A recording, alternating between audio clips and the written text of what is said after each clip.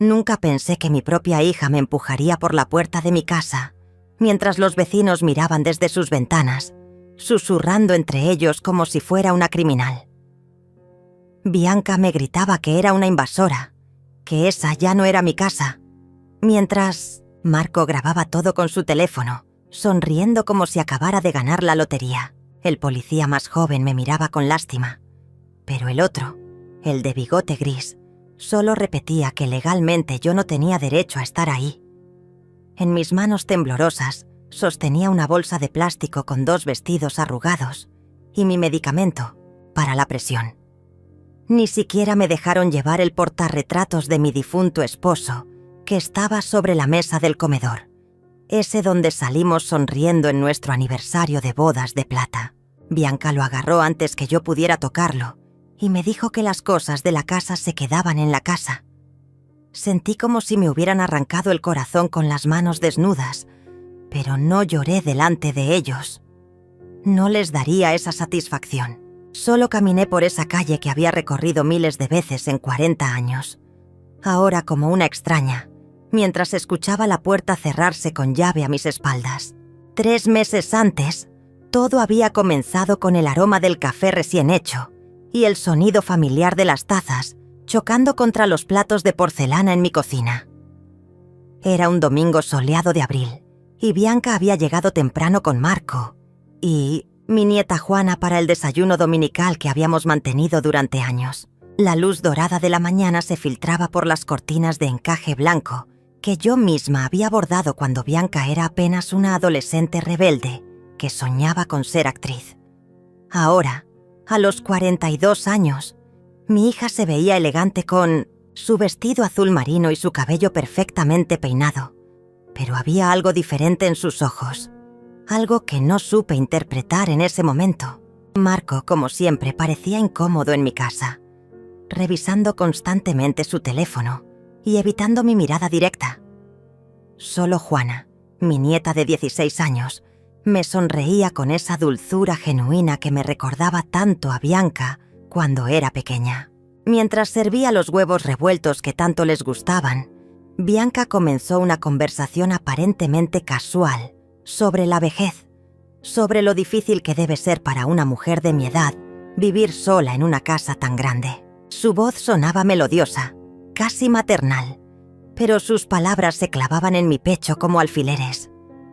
Marco asentía con la cabeza, agregando comentarios sobre la seguridad del barrio, sobre los robos que habían aumentado, sobre lo peligroso que era para una señora mayor tener una propiedad tan visible. Juana jugaba con su tenedor, empujando los frijoles por su plato, y yo noté que no participaba de la conversación como solía hacerlo. Había algo en el ambiente, una tensión sutil que flotaba entre nosotros, como el vapor del café caliente. Debí haber prestado más atención cuando Bianca comentó sobre las cortinas de la sala, diciendo que estaban muy viejas y que ella sabría exactamente cómo decorar mejor el espacio.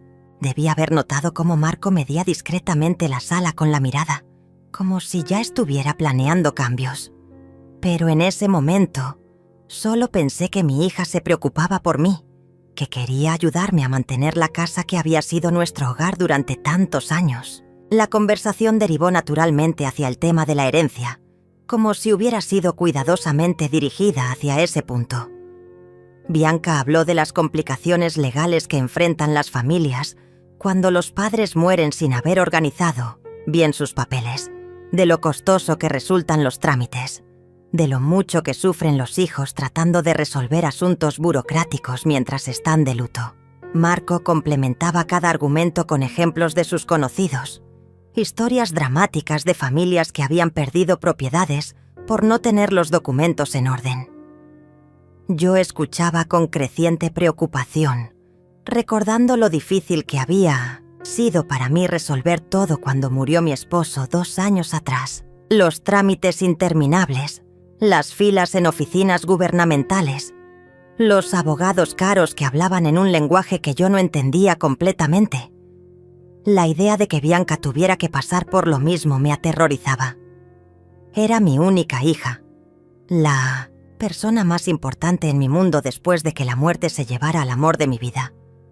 No podía permitir que sufriera innecesariamente por mi culpa.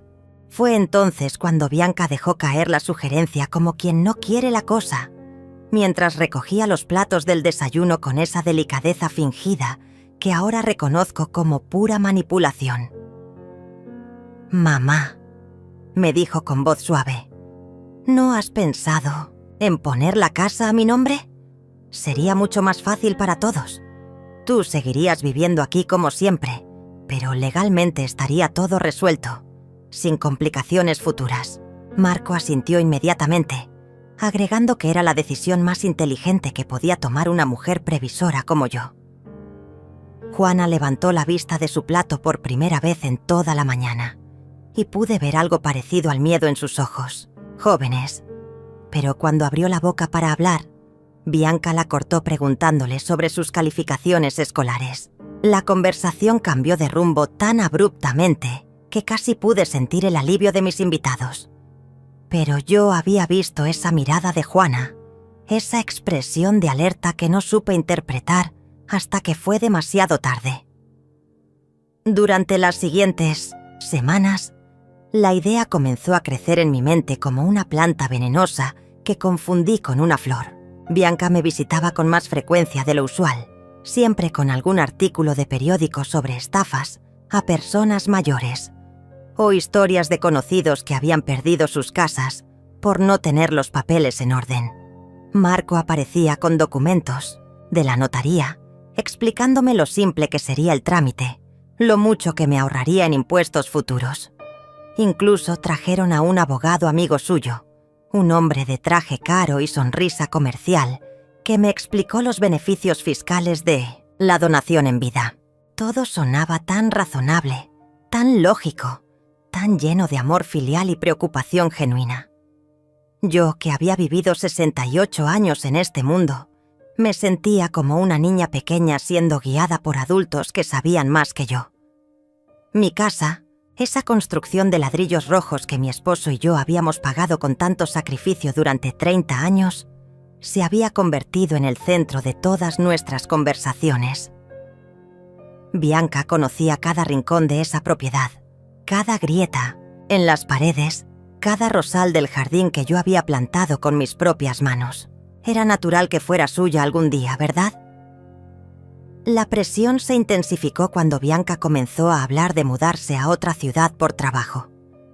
Marco había recibido una oferta laboral muy tentadora, decía, pero necesitaban liquidez para hacer el cambio.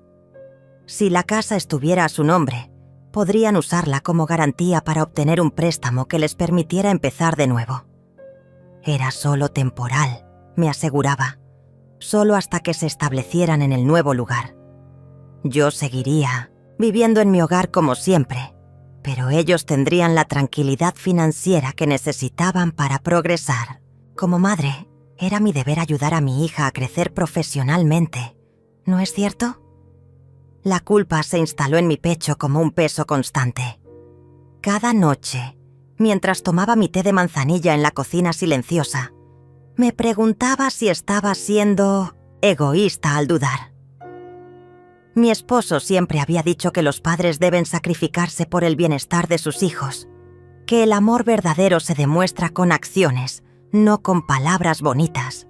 Fue durante una de esas visitas semanales que noté algo extraño. Juana había venido sola, sin sus padres, con la excusa de que necesitaba ayuda con un proyecto escolar sobre historia familiar. Mientras revisábamos álbumes de fotos en la sala, ella me preguntó de manera casual si ya había firmado los papeles de la casa. Le dije que todavía lo estaba considerando, y vi cómo sus hombros se relajaban con alivio visible. «Abuela», me dijo bajando la voz hasta convertirla en un susurro. «¿Tú realmente quieres hacer esto?» Había algo urgente en su pregunta, algo que me hizo detenerme en seco.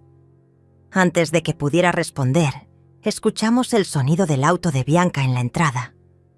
Juana cerró el álbum rápidamente y cambió el tema, pero durante el resto de la tarde pude sentir su mirada sobre mí, como si quisiera decirme algo que no se atrevía a expresar con palabras. Esa noche, por primera vez en semanas, Dormí inquieta, con la sensación de que algo importante se me estaba escapando entre los dedos. El día que finalmente firmé los documentos, el cielo estaba gris y amenazaba lluvia. Bianca había organizado todo perfectamente. La cita en la notaría, los testigos necesarios. Incluso había traído flores para celebrar lo que ella llamaba un nuevo capítulo en nuestras vidas. Marco manejaba mientras yo iba en el asiento trasero, observando pasar las calles familiares de mi barrio, como si fuera la última vez que las vería. El notario, un hombre mayor con lentes gruesos, me explicó los términos del documento con voz monótona y profesional. La casa de la calle Esperanza número 415, con todos sus muebles y pertenencias, pasaría a ser propiedad legal de Bianca Martínez de Rivera. Yo conservaría el derecho de habitación vitalicio, lo que significaba que podría vivir allí hasta mi muerte. Sonaba seguro, definitivo, irreversible. Firmé mi nombre con mano temblorosa, sintiendo como si estuviera escribiendo mi propia sentencia. Bianca me abrazó después de la ceremonia, susurrándome al oído que era la mejor madre del mundo, que nunca olvidaría este gesto de amor y confianza. Marco tomó fotos de nosotras sonriendo, para el recuerdo. Dijo: en ese momento yo realmente creía que estaba haciendo lo correcto por mi familia. Los primeros signos de que algo andaba mal llegaron apenas 2 semanas después de la firma. Bianca comenzó a aparecer en casa con más frecuencia, pero ya no para visitarme a mí, sino para revisar cosas. Traía cuadernos donde anotaba medidas, tomaba fotos de los muebles con su teléfono y hablaba por teléfono en voz baja con personas que yo no conocía. Cuando le preguntaba qué estaba haciendo, me sonreía con esa paciencia exagerada que se usa con los niños pequeños y me decía que solo estaba organizando mejor el espacio. Marco apareció un martes por la mañana con un cerrajero, explicándome que era necesario cambiar las cerraduras por seguridad. «Son más modernas, Beatriz», me dijo usando mi nombre en lugar de llamarme suegra como había hecho durante años. «Tienen mejor sistema de seguridad». Yo observé cómo instalaban las nuevas chapas, sintiendo una extraña sensación en el estómago, pero no dije nada. Después de todo, era su casa ahora, ¿verdad? Tenían derecho a hacer mejoras. Fue cuando comenzaron a llegar las cartas que empecé a entender la verdadera dimensión de lo que había hecho. Correspondencia del banco dirigida a Bianca en mi dirección, documentos de una empresa de bienes raíces y, lo más alarmante de todo, una carta de un arquitecto hablando sobre planos de remodelación. Una tarde, mientras Bianca estaba en el 400 jardín hablando por teléfono, logré ver uno de esos documentos que había dejado sobre la mesa del comedor. Era una evaluación de la propiedad que estimaba el valor de mi casa en una cifra que me dejó sin aliento. $250,000. Mi pequeña casa de barrio, que había comprado por una fracción de ese precio 30 años atrás, ahora valía una fortuna. De repente todas las piezas comenzaron a encajar en mi mente como un rompecabezas macabro. No era amor filial lo que había motivado a mi hija, era puro negocio. La confirmación llegó de la manera más cruel posible. Juana apareció en mi puerta un sábado por la mañana, con los ojos rojos de haber llorado y las manos temblorosas. «Abuela», me dijo sin preámbulos, «tengo que contarte algo terrible». Me contó que había escuchado a sus padres discutiendo la noche anterior, cuando creyeron que ella estaba dormida. Marco le gritaba a Bianca que era una idiota por no haber actuado más rápido, que podían haber vendido la casa hace semanas si ella no fuera tan sentimental. Bianca le respondía que necesitaba tiempo para sacarme de la propiedad sin levantar sospechas, que no podía simplemente echarme a la calle porque los vecinos hablarían. «Pero mamá ya firmó todo», había dicho Marco con voz fría como el hielo. «Legalmente no tiene ningún derecho. El derecho de habitación vitalicio es solo un papel bonito que vale nada si nosotros queremos vender». Juana me relató cada palabra con precisión dolorosa, cada detalle de esa conversación que había destrozado para siempre la imagen que yo tenía de mi propia hija. Esa misma tarde, decidí confrontar a Bianca directamente. La esperé en la sala, sentada en el sillón donde había amamantado cuando era bebé, donde había consolado sus pesadillas infantiles, donde habíamos celebrado sus cumpleaños durante años. Cuando llegó, cargada de catálogos de decoración y más papeles misteriosos, le pregunté sin rodeos si era cierto que planeaba venderme la casa. Su reacción fue peor que cualquier confirmación verbal. No negó nada, simplemente se quedó ahí parada, mirándome con una expresión que nunca había visto en su rostro. Una mezcla de frialdad y desdén que me heló la sangre. «Mamá», me dijo finalmente, «tú ya no puedes manejar esta casa. Es demasiado grande, demasiado cara de mantener. Nosotros necesitamos el dinero para nuestro futuro, para la educación universitaria de Juana. Tú puedes vivir perfectamente en un apartamento pequeño, más acorde a tu edad». La manera en que dijo «tu edad» sonó como una sentencia de muerte. Ya no era su madre amada, sino un estorbo, un obstáculo entre ella y su nueva vida financiera. Marco llegó media hora después, como si hubiera estado esperando la señal. Se sentó frente a mí con la actitud de un ejecutivo presentando un plan de negocios. Me explicó que ya habían encontrado compradores interesados, una pareja joven con niños que podían pagar en efectivo. El proceso sería rápido y eficiente. Ellos se encargarían de buscarme un apartamento adecuado en un complejo para personas mayores, con servicios médicos incluidos y actividades recreativas. «Será como vivir en un hotel», me dijo con esa sonrisa falsa que ahora reconocía como pura manipulación. «Sin preocupaciones, sin responsabilidades. Podrás disfrutar tus años dorados sin el peso de mantener una propiedad». Bianca asentía a cada palabra, agregando detalles sobre lo conveniente que sería para mí tener enfermeras disponibles las 24 horas y no tener que preocuparme por reparaciones o jardinería. Hablaban de mi futuro como si yo no estuviera presente, como si fuera una muñeca de trapo a la que podían mover de un lugar a otro según su conveniencia. En ese momento, sentada en mi propia sala, rodeada de 40 años de recuerdos y memorias, comprendí que había criado a una extraña, que la niña dulce que había amado tanto se había convertido en una desconocida capaz de traicionarme con una sonrisa en los labios. La escalada comenzó al día siguiente, como si mi confrontación hubiera liberado a Bianca de cualquier pretensión de cariño filial. Llegó a casa con una actitud completamente diferente. Ya no fingía ser la hija preocupada, sino que actuaba como la nueva propietaria que era legalmente. Traía a extraños sin avisarme, tasadores, agentes inmobiliarios, decoradores que medían habitaciones y tomaban notas mientras yo intentaba seguir con mi rutina normal. Cuando protesté, me dijo, con voz helada, que yo era solo una inquilina ahora, que tenía que acostumbrarme a la nueva realidad.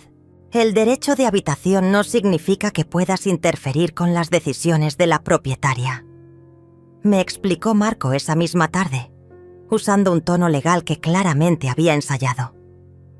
Me sentí como una extraña en mi propia casa, observando cómo desconocidos evaluaban mis pertenencias y discutían cambios estructurales como si yo fuera invisible, pero lo peor estaba por venir.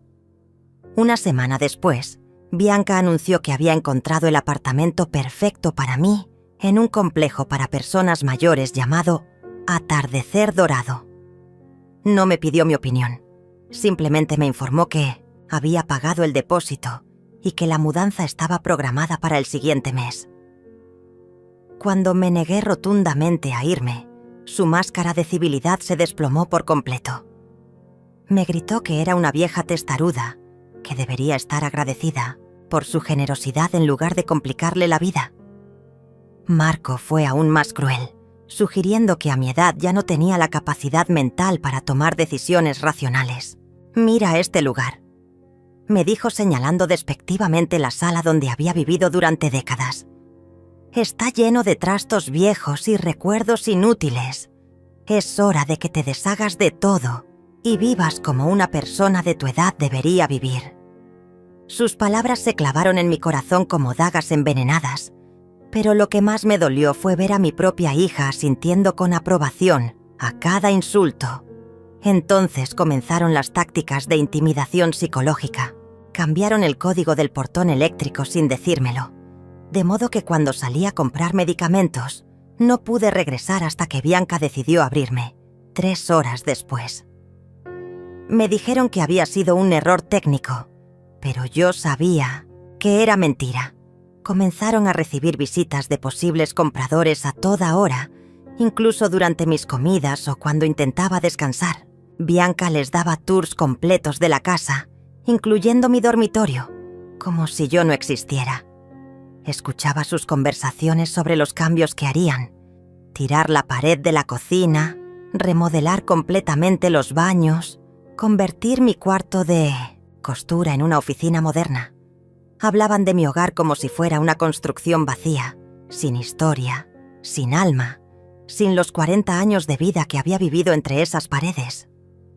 La humillación pública llegó cuando Bianca decidió publicar un vídeo en sus redes sociales. Me grabó sin permiso mientras yo estaba en el jardín regando mis plantas, con el cabello despeinado y la ropa de casa arrugada. En el video, que Juana me mostró llorando en su teléfono, Bianca explicaba con voz melodramática lo difícil que era cuidar de una madre mayor que se negaba a aceptar la realidad de su edad. Hablaba de mi confusión mental y mi negativa irracional a mudarme a un lugar más seguro. Los comentarios de sus seguidores eran devastadores. Me llamaban vieja caprichosa, carga familiar, egoísta por no pensar en el bienestar de mi hija. Bianca había construido una narrativa perfecta, donde ella era la víctima sacrificada y yo era la villana obstinada. El video se volvió viral en nuestra comunidad y pronto todos los vecinos me miraban con lástima o reprobación cuando salía de casa. Marco intensificó la presión legal, apareciendo constantemente con nuevos documentos que, según él, yo debía firmar. Acuerdos de mudanza, autorizaciones para remodelar, permisos para vender los muebles que ya no necesitaría. Cuando me negué a firmar cualquier cosa, me amenazó con iniciar un proceso judicial para declararme mentalmente incompetente. «A tu edad», me dijo con esa sonrisa cruel que había perfeccionado, «será muy fácil convencer a un juez de que no tienes la capacidad para tomar decisiones responsables, especialmente después de que firmaste tu casa sin entender las consecuencias». La amenaza me aterrorizó porque sabía que tenía los recursos y los contactos para hacerlo realidad. Me sentí atrapada en una telaraña legal que yo misma había ayudado a tejer, incapaz de escapar, observada constantemente, esperando el momento en que decidieran dar el golpe final. Cada noche me acostaba preguntándome si había perdido para siempre no solo mi casa, sino también mi dignidad y mi libertad. La virada no llegó con gritos ni lágrimas, sino con el silencio helado de una madrugada de insomnio. Eran las 3 de la mañana cuando finalmente acepté la verdad que había estado evitando durante semanas. Mi hija me había engañado. Me había robado, y lo había hecho con una frialdad que jamás creí posible en alguien que había salido de mis entrañas. Pero en lugar de hundirme en la autocompasión, sentí algo diferente creciendo en mi pecho, algo que no había experimentado en décadas. Era ira, pero no la ira ciega y destructiva del despecho, sino la ira fría y calculadora de alguien que finalmente entiende que ha sido subestimada. Me levanté de la cama, encendí la lámpara de la mesita de noche y por primera vez en meses mi mente se sintió completamente clara. Si Bianca quería jugar como adulta, yo le enseñaría cómo juegan las mujeres que han sobrevivido 68 años en este mundo. Lo primero que hice fue buscar en el fondo de mi armario la caja de metal donde guardaba todos los documentos importantes de mi matrimonio. Durante 40 años mi esposo y yo habíamos sido meticulosos con el papeleo, conservando cada recibo, cada contrato, cada documento legal que pudiera ser relevante algún día. Mientras revisaba esos papeles con manos temblorosas pero determinadas, encontré algo que me hizo sonreír por primera vez en semanas. El acta de compra original de la casa contenía una cláusula que habíamos olvidado por completo. Una restricción de venta que prohibía cualquier transacción inmobiliaria sin el consentimiento explícito de ambos cónyuges originales. Como viuda, esa cláusula se transfería automáticamente a mí, sin importar quién fuera el propietario legal actual. Bianca podía ser dueña del papel, pero yo seguía teniendo poder legal sobre cualquier venta. La ironía era deliciosa. La misma meticulosidad legal que ella había usado para engañarme, ahora se convertía en mi arma secreta. Durante los siguientes días, mantuve una fachada de resignación mientras secretamente comenzaba mi contraataque. Fingí estar considerando seriamente la mudanza al complejo de ancianos. Incluso pedí que me llevaran a visitarlo para ver las instalaciones. Bianca y Marco interpretaron esto como una victoria, relajando su vigilancia y volviéndose descuidados con sus conversaciones privadas. Aprovechando su exceso de confianza, comencé a grabar disimuladamente sus visitas usando una pequeña grabadora digital que Juana me había regalado años atrás para conservar recetas familiares. Cada amenaza, cada insulto, cada comentario despectivo sobre mi capacidad mental quedó registrado con perfecta claridad. También comencé a tomar fotografías discretas de todos los documentos que dejaban sobre las mesas, especialmente los contratos de venta y las comunicaciones con los compradores potenciales. El verdadero golpe de suerte llegó cuando Juana me confió que sus padres guardaban una carpeta con todos sus planes en el estudio de su casa. Una tarde, mientras Bianca y Marco estaban en una reunión con el agente inmobiliario, Juana logró fotografiar el contenido completo de esa carpeta con su teléfono. Las imágenes revelaron la verdadera dimensión de su traición. No solo planeaban venderme la casa, sino que ya habían firmado un precontrato de venta por $300,000, mucho más de lo que inicialmente habían mencionado. Pero lo más revelador era un intercambio de mensajes entre Marco y Bianca, donde discutían cómo deshacerse de la vieja lo más rápido posible, incluso considerando la posibilidad de declararme incompetente mentalmente si yo seguía resistiéndome a sus planes. Ver esas palabras escritas por mi propia hija fue como recibir una puñalada, pero también me dio la furia necesaria para actuar sin remordimientos. Esa misma noche, mientras ellos celebraban prematuramente su éxito en un restaurante caro, yo estaba en mi cocina preparando té de manzanilla y planificando mi venganza con la precisión de un general diseñando una batalla. Contacté a Benita, mi vecina de toda la vida que trabajaba como secretaria en un bufete de abogados, y le pedí que me recomendara al mejor abogado especialista en fraudes familiares que conociera. También llamé a mi primo Álvaro, quien trabajaba en el registro de propiedades, para entender exactamente cuáles eran mis derechos legales y cómo podía ejercerlos. Mientras marcaba números telefónicos y tomaba notas detalladas, sentí una energía que no había experimentado desde la juventud. Ya no era la viuda vulnerable y confundida que había firmado documentos sin entender sus consecuencias. Me había transformado en una mujer con una misión, armada de evidencias, respaldada por la ley y motivada por la justicia. Bianca había cometido el error fatal de subestimar a su madre, y ahora yo le demostraría que las mujeres de mi generación no habíamos llegado hasta aquí siendo ingenuas o débiles. La guerra había comenzado, pero esta vez yo controlaba las reglas del juego. Mi plan se desplegó con la paciencia de una araña tejiendo su tela. El lunes por la mañana, mientras Bianca estaba en el salón de belleza preparándose para otra de sus reuniones inmobiliarias, yo me reuní discretamente con el abogado Ricardo Mendoza en su oficina del centro de la ciudad. Era un hombre de mediana edad con cabello canoso y ojos inteligentes que me escuchó atentamente mientras le relataba toda la historia y le mostraba las evidencias que había recopilado. Cuando terminé de hablar, él se reclinó en su silla y sonrió de una manera que me dio esperanza por primera vez en meses. «Señora Beatriz», me dijo con voz segura, «su hija cometió varios errores legales graves. La donación puede ser revocada por vicio del consentimiento y tenemos evidencia sólida de fraude y manipulación psicológica». Me explicó que las grabaciones, los mensajes fotografiados y especialmente la cláusula de restricción de venta que habíamos encontrado nos daban una posición legal muy fuerte. Durante esa semana, mientras fingía estar resignada a mi destino, trabajé secretamente con Ricardo para construir un caso hermético.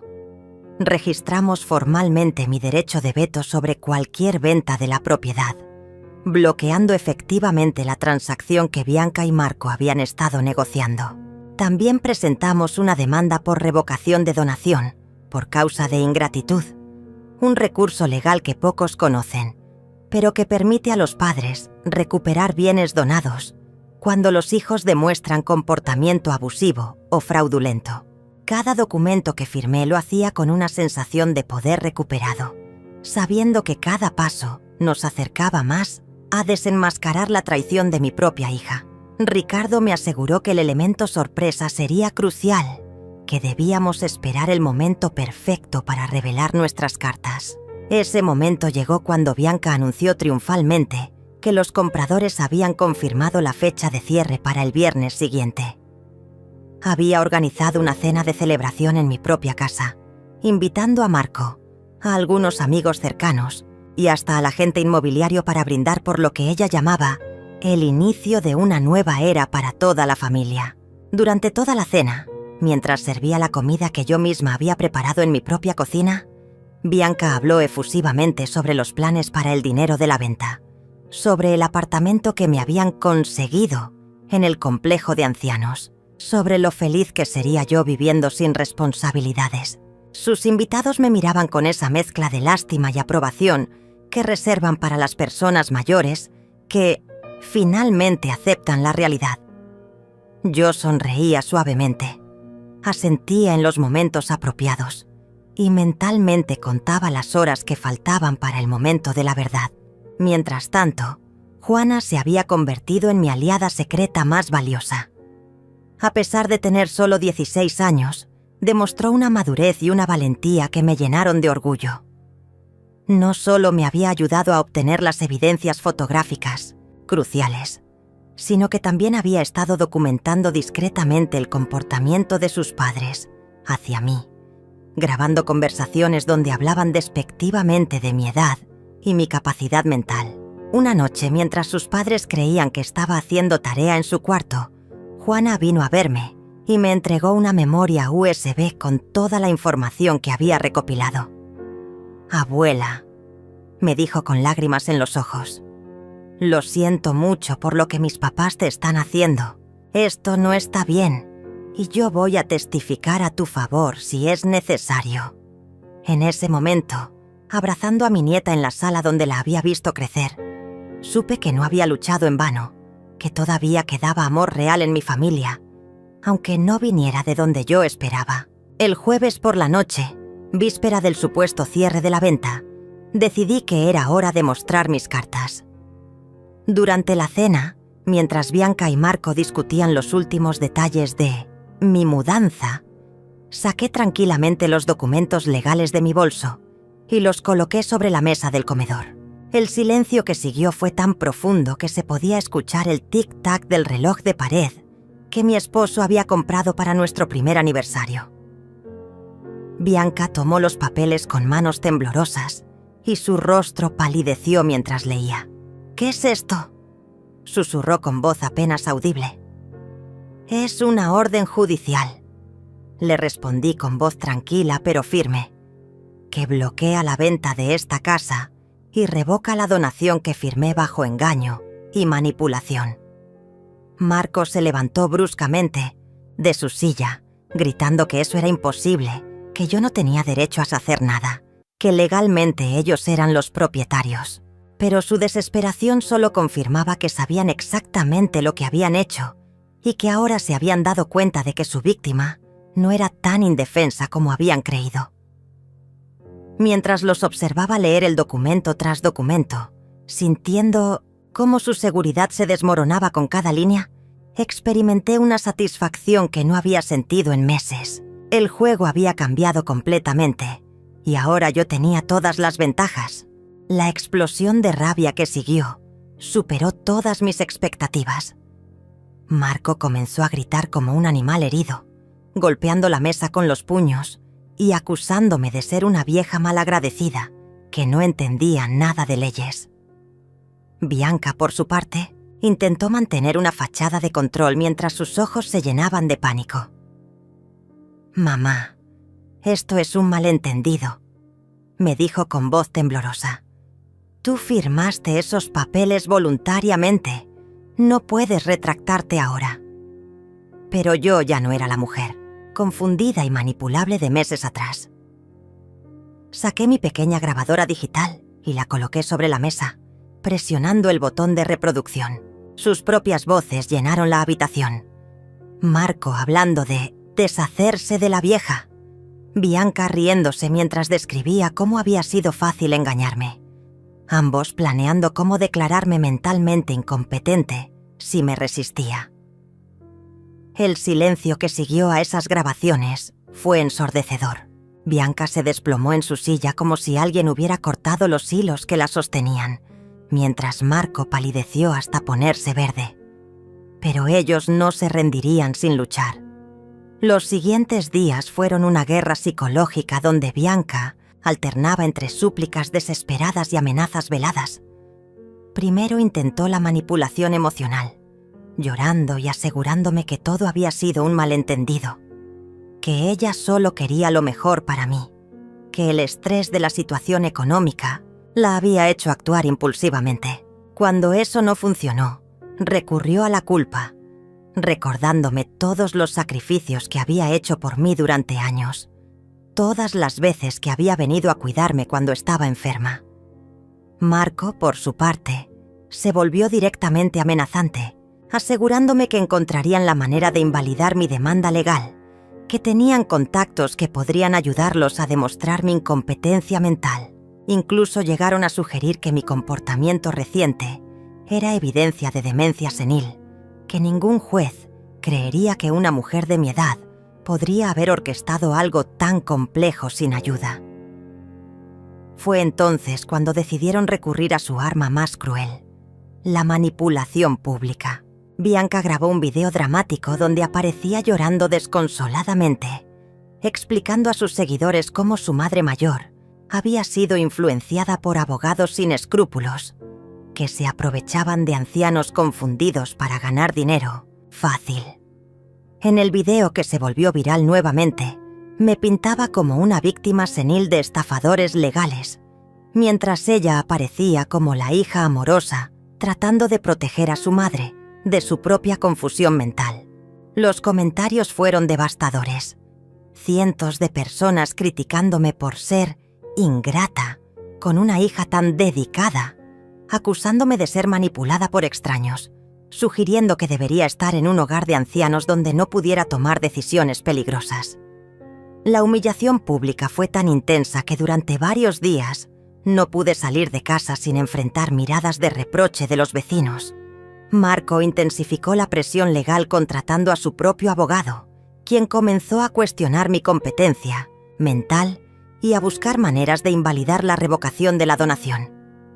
Presentaron una contrademanda alegando que yo había sido influenciada indebidamente por mi abogado, que las grabaciones habían sido obtenidas ilegalmente y que mi comportamiento errático era evidencia de deterioro cognitivo.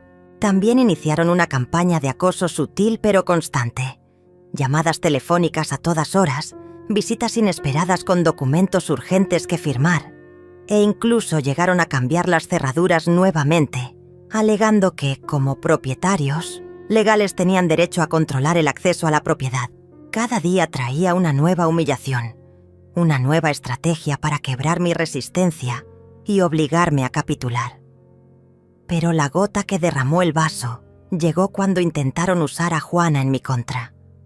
Durante una cena familiar tensa, Bianca le exigió a su hija que declarara públicamente que yo estaba confundida, que había malinterpretado las conversaciones que había escuchado, que todo había sido un malentendido generacional. Cuando Juana se negó rotundamente y defendió mi versión de los hechos, Marco perdió completamente el control. Le gritó que era una niña estúpida que no entendía nada de la vida real, que estaba siendo manipulada por una abuela senil. Bianca la amenazó con quitarle el teléfono, prohibirle ver a sus amigos e incluso cambiarla de escuela si continuaba causando problemas familiares. Esa noche, Juana llegó a mi casa llorando, con un moretón en el brazo donde Marco la había agarrado con demasiada fuerza. Al ver a mi nieta lastimada por defender la verdad, sentí una ira fría y controlada que me dio la fuerza final que necesitaba. Ya no se trataba solo de recuperar mi casa. Ahora se trataba de proteger a la única persona en mi familia que había demostrado tener principios morales. Era hora del golpe definitivo. La audiencia judicial se celebró un martes lluvioso de noviembre, que parecía diseñado especialmente para el drama que estaba a punto de desarrollarse. Entré al juzgado de la mano de Juana, quien había insistido en acompañarme a pesar de las amenazas de sus padres. Ricardo caminaba a mi otro lado, cargando un maletín lleno de evidencias que habíamos recopilado meticulosamente durante semanas. Bianca y Marco ya estaban sentados del otro lado de la sala con su abogado, un hombre joven de traje caro que los miraba con la confianza arrogante de quien cree tener un caso fácil. Cuando el juez, un hombre mayor de cabello gris y expresión seria, pidió que presentáramos nuestros argumentos, sentí como si toda mi vida hubiera convergido hacia este momento único.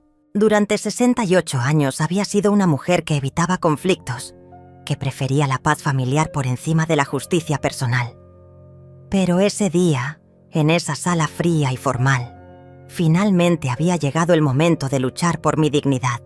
Ricardo presentó nuestro caso con la precisión de un cirujano. Reprodujo las grabaciones donde se escuchaba claramente a Bianca y Marco planeando mi expulsión, mostrando cómo habían usado manipulación psicológica para obtener mi consentimiento. Presentó las fotografías de los documentos que demostraban su intención fraudulenta de vender la propiedad inmediatamente después de obtenerla, y explicó cómo la donación había sido viciada desde el principio por engaño y coerción. Cuando le tocó el turno a Juana de testificar, mi nieta se levantó con una dignidad que me llenó de orgullo. Con voz clara y firme, relató cada conversación que había escuchado, cada momento de crueldad que había presenciado, cada amenaza que habían hecho contra mí. Cuando el abogado de Bianca intentó desacreditar su testimonio, sugiriendo que era solo una adolescente confundida, Juana lo miró directamente a los ojos y le dijo: «Tengo 16 años. No soy ciega ni sorda. Sé perfectamente lo que vi y escuché. Y no voy a mentir para proteger a personas que lastiman a mi abuela». El momento más devastador llegó cuando Ricardo mostró al juez el video que Bianca había publicado en redes sociales, contrastándolo con las grabaciones privadas donde ella se burlaba de mi supuesta confusión mental. La contradicción era tan flagrante que hasta el abogado de la defensa pareció incómodo. «Como puede ver, su señoría», explicó Ricardo, «la demandada presenta una imagen pública de hija devota mientras privadamente planea explotar y humillar a su propia madre». Luego presentó el testimonio médico que habíamos obtenido de mi doctor de cabecera, quien certificó que yo estaba en plenas facultades mentales y que no mostraba signos de deterioro cognitivo. La evaluación psicológica independiente que habíamos solicitado confirmaba que yo tenía capacidad total para tomar decisiones legales y que había sido víctima de abuso psicológico sistemático. Cada documento, cada grabación, cada testimonio construía un muro de evidencia que el abogado contrario no lograba derribar.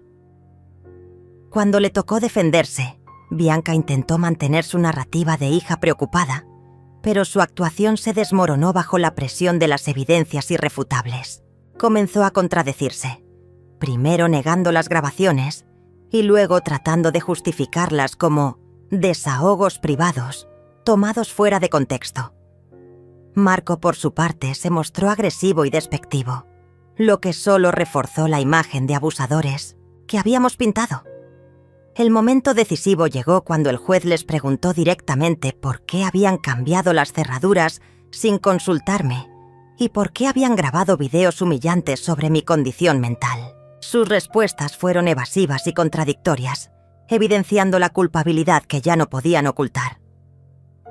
El abogado defensor intentó argumentar que las emociones familiares no debían mezclarse con asuntos legales, pero era evidente que habían perdido la batalla antes de comenzar.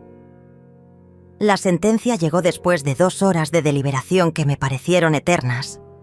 El juez declaró nula la donación por vicio del consentimiento, estableciendo que había sido obtenida mediante engaño, manipulación psicológica y aprovechamiento de mi estado emocional vulnerable después de la muerte de mi esposo.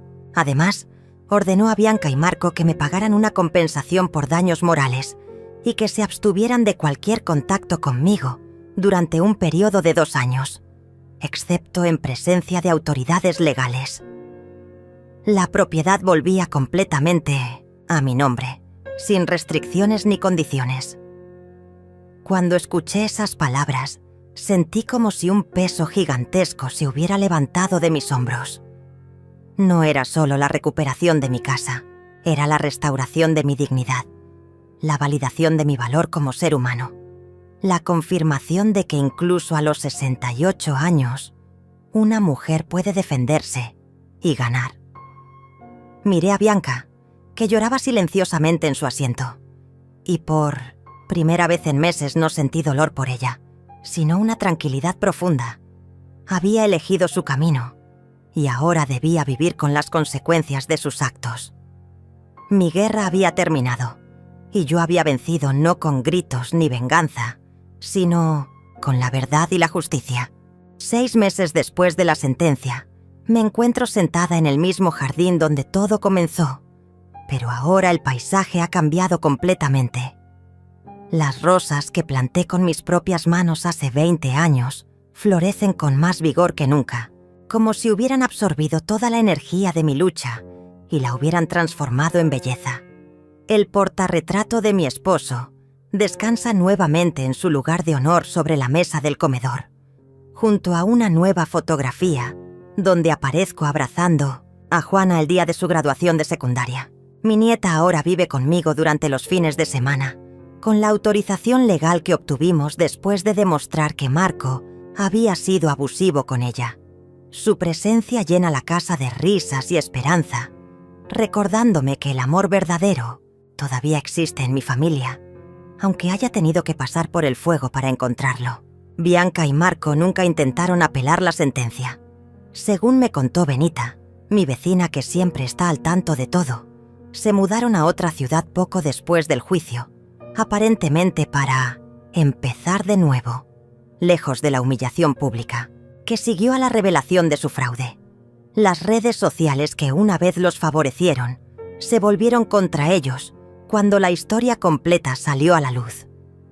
El video dramático de Bianca fue resubido miles de veces con comentarios que la llamaban estafadora, manipuladora, mala hija. La justicia social había completado lo que la justicia legal había comenzado. A veces me preguntan si siento tristeza por haber perdido a mi hija, pero la verdad es que yo perdí a mi hija real hace mucho tiempo, tal vez años antes de que comenzara esta pesadilla. La mujer que intentó robarme mi dignidad era una extraña que llevaba el rostro de la niña que una vez amé. Ricardo se ha convertido en mucho más que mi abogado. Es un amigo que me visita regularmente para tomar té y conversar sobre la vida. Me ayudó a establecer un testamento blindado que protege mis bienes de cualquier manipulación futura, y juntos creamos una fundación pequeña pero significativa para ayudar a otros ancianos que han sido víctimas de abuso familiar. Cada mes recibimos cartas de personas que han encontrado esperanza en mi historia, que han decidido luchar contra sus propios abusadores familiares después de ver que es posible ganar. Me he convertido sin quererlo en un símbolo de resistencia silenciosa, de la fuerza que pueden tener las mujeres mayores cuando finalmente deciden defenderse. Álvaro, mi primo del registro de propiedades, me contó que mi caso se ha vuelto un precedente legal que otros abogados usan para proteger a sus clientes ancianos. Las tardes son ahora mi momento favorito del día. Juana llega de la escuela y me ayuda a preparar la cena, mientras me cuenta sobre sus clases, sus amigos, sus sueños de estudiar derecho para defender a las abuelas como tú. Dice con esa sonrisa que ilumina toda la casa. Hemos convertido el cuarto que antes era de Bianca en un estudio donde Juana hace sus tareas y yo escribo en un diario todas las lecciones que aprendí durante esta experiencia. Algún día, cuando sea aún más vieja, quiero que otras mujeres lean esas páginas y entiendan que nunca es demasiado tarde para recuperar el respeto propio, que la edad no es sinónimo de vulnerabilidad, que el amor verdadero nunca requiere el sacrificio de la dignidad personal. Esta mañana, mientras regaba las plantas del jardín, encontré un sobre sin remitente en mi buzón. Dentro había una carta escrita a mano en la letra que reconocería entre 1000. Era de Bianca, apenas 3 líneas que decían: «Mamá, sé que no merezco tu perdón, pero quiero que sepas que lamento todo lo que pasó. Espero que algún día puedas encontrar paz». No mencionaba arrepentimiento por sus actos, no reconocía el daño que había causado, solo hablaba de su propio alivio emocional. La leí una vez, la doblé cuidadosamente y la quemé en la chimenea mientras tomaba mi té matutino. El humo se elevó hacia el cielo llevándose las últimas cenizas del pasado que ya no me pertenecía. No sentí ni rabia ni tristeza, solo una tranquilidad profunda que viene de saber que algunas puertas, una vez cerradas, deben permanecer así para proteger la paz que tanto costó conquistar. Mi casa volvió a ser mi hogar, mi vida volvió a ser mía, y mi corazón, aunque cicatrizado, volvió a latir con la certeza de que había elegido la dignidad por encima del falso amor. Ellos nunca más tocaron mi nombre, y yo nunca más volví atrás. Algunas victorias se viven en silencio, pero resuenan para siempre. 2 años han pasado desde que quemé esa carta en mi chimenea, y mi vida se ha transformado de maneras que nunca imaginé posibles. La casa en la calle Esperanza. 415 ya no es solo mi hogar. Se ha convertido en un refugio para otras mujeres que han vivido traiciones similares. Los martes por la tarde, mi sala se llena de voces femeninas compartiendo historias de hijos ingratos, nueras manipuladoras, nietos alejados por padres vengativos. Benita fue la primera en unirse, después de que su propio hijo intentara convencerla de vender su departamento para financiar su negocio fallido. Luego llegó Esperanza, una mujer de 75 años cuya hija había vaciado su cuenta de ahorros mientras fingía cuidar de sus finanzas. Una por una, estas mujeres valientes han encontrado en mi historia la fuerza para enfrentar sus propias batallas familiares. Ricardo se ha especializado oficialmente en casos de abuso financiero contra personas mayores y su despacho ahora maneja más de 50 casos similares al mío cada año. Me pidió que fuera la cara pública de su campaña de concientización y aunque al principio me resistí, finalmente acepté cuando me di cuenta de cuántas mujeres necesitaban escuchar que la resistencia era posible. Hemos aparecido juntos en programas de televisión, hemos dado conferencias en centros comunitarios y mi historia ha sido documentada en un caso de estudio que ahora se enseña en facultades de Derecho. Cada vez que una mujer se acerca después de una charla para decirme que mi ejemplo le dio valor para defenderse, siento que todos los momentos oscuros que viví tuvieron un propósito más grande del que pude imaginar. Juana se graduó con honores y obtuvo una beca completa para estudiar Derecho en la Universidad Estatal. Sus ensayos de admisión hablaron sobre la justicia intergeneracional y cómo los jóvenes tienen la responsabilidad de proteger a sus mayores del abuso familiar. Ahora, a los 18 años, divide su tiempo entre los estudios y ayudarme con la Fundación Esperanza Dorada, que establecimos para brindar asesoría legal gratuita a ancianos víctimas de fraude familiar. Ver a mi nieta convertirse en una defensora apasionada de los derechos de las personas mayores me llena de un orgullo que trasciende cualquier dolor que pude haber sentido por la traición de su madre. Juana representa todo lo que está bien en el mundo, la prueba viviente de que el amor verdadero y los valores sólidos pueden sobrevivir incluso en las familias más fracturadas. La transformación física de mi hogar refleja la transformación de mi espíritu. He renovado completamente la decoración, reemplazando muebles que llevaban las memorias dolorosas de la traición con piezas nuevas que representan mi nueva vida. El jardín se ha expandido hasta cubrir casi todo el patio trasero, con un invernadero pequeño donde cultivo hierbas medicinales que regalo a mis nuevas amigas del grupo de apoyo. La habitación que una vez fue de Bianca ahora es mi oficina personal, donde escribo cartas a legisladores abogando por leyes más fuertes contra el abuso financiero de ancianos, y donde mantengo correspondencia con docenas de mujeres de toda América Latina que han leído sobre mi caso en Internet. Álvaro me visitó la semana pasada para contarme que las reformas legales que ayudamos a impulsar han sido aprobadas por el Congreso Nacional. Ahora existe un periodo de enfriamiento obligatorio de 60 días para cualquier donación de propiedad realizada por personas mayores de 60 años, durante el cual pueden retractarse sin penalización.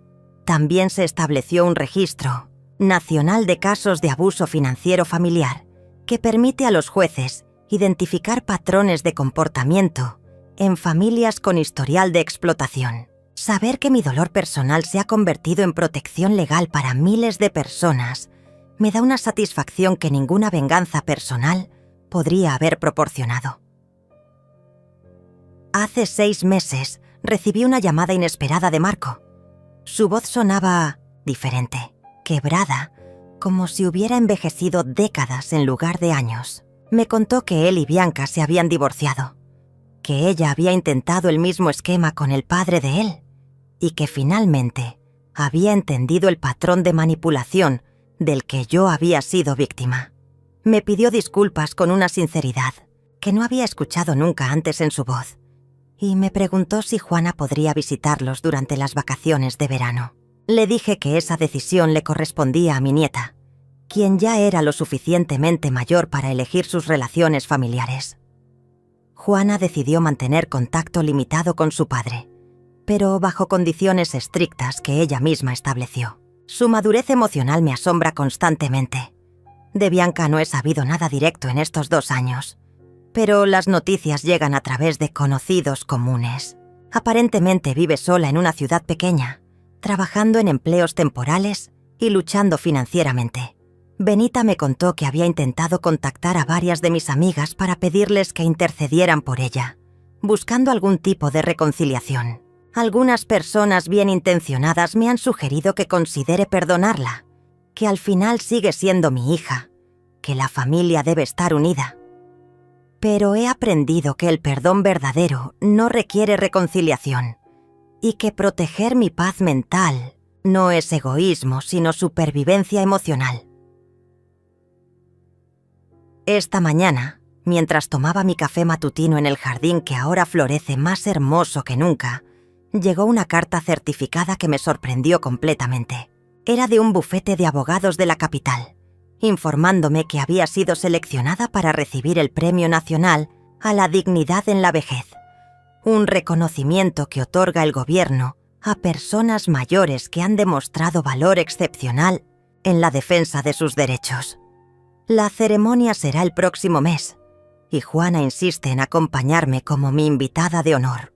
Nunca busqué reconocimiento público por lo que viví, pero entiendo que aceptar este premio puede inspirar a otras mujeres a encontrar su propia fuerza. Al reflexionar sobre estos 2 años de transformación, me doy cuenta de que la mujer que Firma esta historia ya no es la misma que firmó aquellos documentos de donación en la notaría. Esa Beatriz era bondadosa pero ingenua, generosa pero vulnerable, amorosa pero ciega a las intenciones ocultas. La Beatriz de hoy mantiene la bondad, pero la combina con sabiduría. Sigue siendo generosa pero con límites claros. Conserva la capacidad de amar pero con los ojos bien abiertos. He aprendido que envejecer no significa volverse indefenso, que la experiencia puede ser la mejor armadura contra la manipulación y que nunca es demasiado tarde para escribir un nuevo capítulo en la historia de nuestra vida.